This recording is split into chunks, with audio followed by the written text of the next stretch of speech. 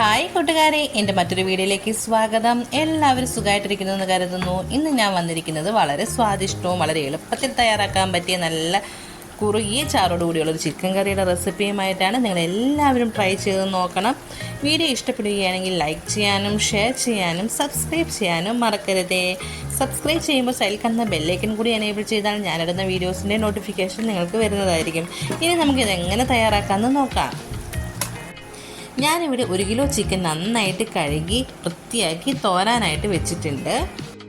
ചിക്കനിലെ വെള്ളമൊക്കെ തോർന്നതിന് ശേഷം നമ്മളിതെടുത്ത് കുക്കറിലിട്ട് കൊടുക്കുന്നുണ്ട്. കുക്കറിലിട്ടതിന് ശേഷം നമ്മൾ ഒരു 1/4 സ്പൂൺ മഞ്ഞൾപ്പൊടി, പിന്നെ ചിക്കനിലേക്ക് ആവശ്യമായിട്ടുള്ള ഉപ്പും കൂടി ഇട്ടിട്ട് നമ്മൾ ഒരു അര ചെറിയ കപ്പ് വെള്ളവും കൂടി ഒഴിച്ചിട്ടാണ് നമ്മൾ വേവിച്ചെടുക്കുന്നത്.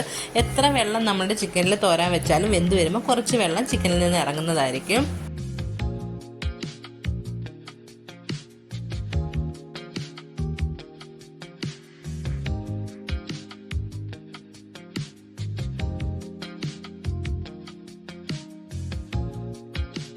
ഇപ്പം നമ്മുടെ ചിക്കനിലിട്ട മഞ്ഞൾപ്പൊടിയും ഉപ്പും എല്ലാം കൂടി നമ്മളൊന്ന് കൈ വെച്ച് മിക്സ് ചെയ്ത് കൊടുക്കുന്നുണ്ട്. എന്നിട്ട് നമ്മൾ കുക്കറിൽ വെച്ചിട്ടൊന്ന് വേവിച്ചെടുക്കുന്നുണ്ട്. നമ്മളൊരു 80% വേവിച്ചെടുത്താൽ മതി.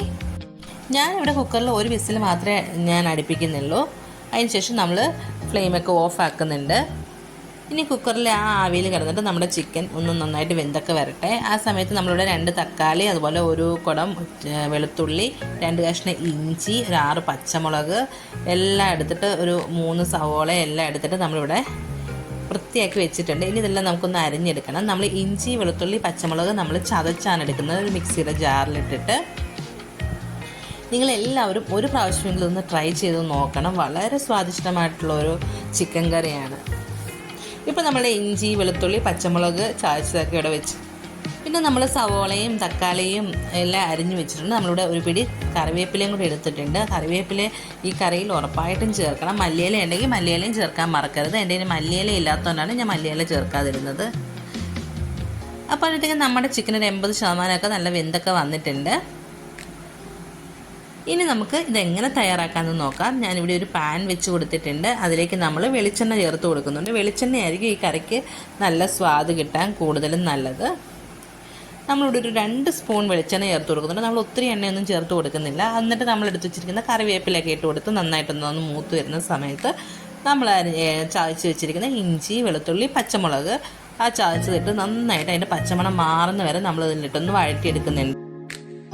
ഇവയൊക്കെ നന്നായിട്ടൊന്ന് മൂത്ത് വന്ന് കഴിയുമ്പോൾ നമ്മൾ അരിഞ്ഞ് വെച്ചിരിക്കുന്ന സവോള ഇതിൽ ചേർത്ത് കൊടുക്കുന്നുണ്ട്.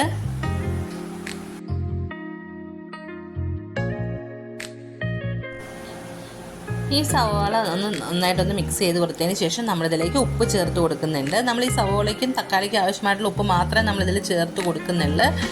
അതൊക്കെ നന്നായിട്ടൊന്ന് മിക്സ് ചെയ്ത് കൊടുത്തതിന് ശേഷം നമ്മൾ മൂടി വെച്ചതൊന്ന് വേവിച്ചെടുക്കുന്നുണ്ട്. അപ്പം നമ്മളുടെ സവോളയൊക്കെ നന്നായിട്ടൊന്ന് വെന്ത് കുഴഞ്ഞ് വരും. അപ്പം നമ്മളുടെ ഗ്രേവിക്ക് നല്ല കുറുകലുണ്ടാവും.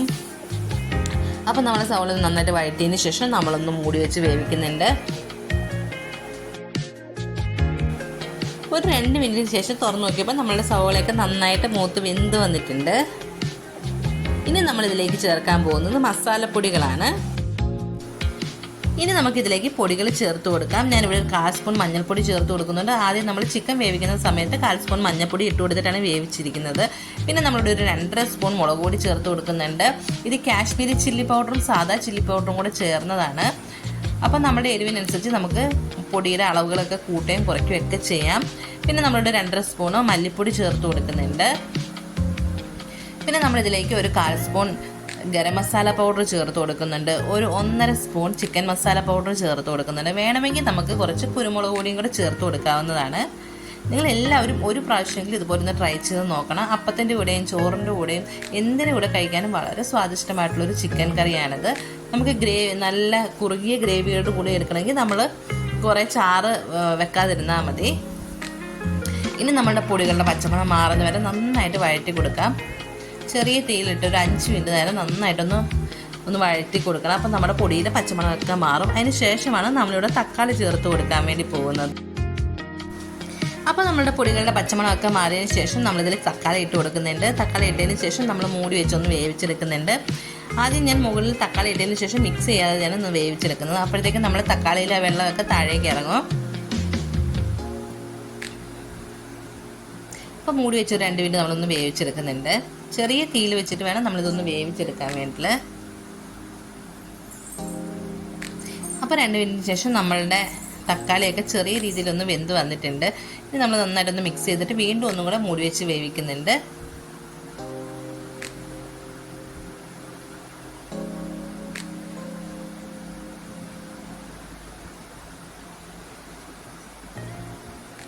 വീണ്ടും 1 മിനിറ്റിന് ശേഷം നമ്മളൊന്ന് തുറന്ന് നോക്കുമ്പോൾ നമ്മുടെ തക്കാളിയൊക്കെ നല്ല വെന്ത് വന്നിട്ടുണ്ട്. അത് വീണ്ടും നമ്മൾ നന്നായിട്ടൊന്ന് മിക്സ് ചെയ്ത് കൊടുക്കുന്നുണ്ട്. ഇപ്പം നമ്മളുടെ മസാലപ്പൊടികളൊക്കെ നന്നായിട്ട് അതിൻ്റെ പച്ചമണമൊക്കെ മാറി നല്ലൊരു മണമൊക്കെ വരുന്നുണ്ട്. ഇനി നമ്മൾ വേവിച്ച് വെച്ച ചിക്കനിലെ ആ ചാറെടുത്ത് നമ്മളിതിലേക്ക് കുറച്ച് ഒഴിച്ചൊന്ന് തിളപ്പിക്കുന്നുണ്ട്.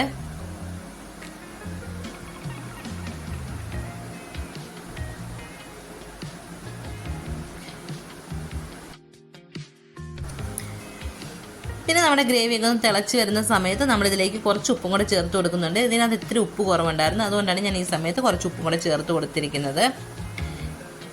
ഇനി നമ്മൾ വേവിച്ച് വെച്ചിരിക്കുന്ന ചിക്കൻ ഇതിനകത്ത് ചേർത്ത് കൊടുത്ത് നന്നായിട്ടൊന്ന് മിക്സ് ചെയ്ത് കൊടുക്കുന്നുണ്ട്.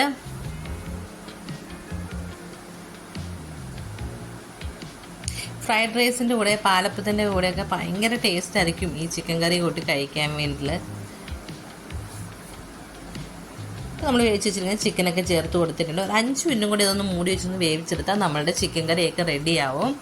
നന്നായിട്ടൊന്ന് ഗ്രേവിയിലൊന്ന് മുക്കി കൊടുക്കുന്നുണ്ട് ചിക്കൻ.